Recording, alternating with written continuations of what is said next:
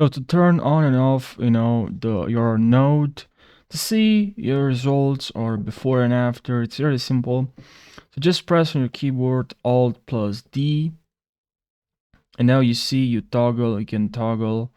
See here this node.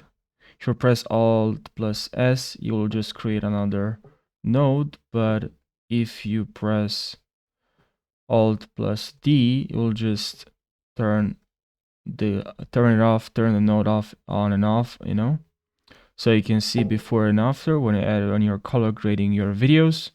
And I think that's very important for a beginner to learn this shortcut.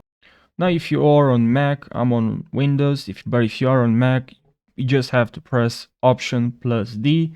For Windows is Alt plus D. So I really hope guys you learned something and you found this short tutorial helpful. I just decided to create more short tutorials because I know you're just looking for a solution. So by just watching this short video, you can find a solution in a short amount of time. So I hope this video helped you. Thank you so much for watching. And if you have any suggestions for the next video, please let me know in the comment section. Take care.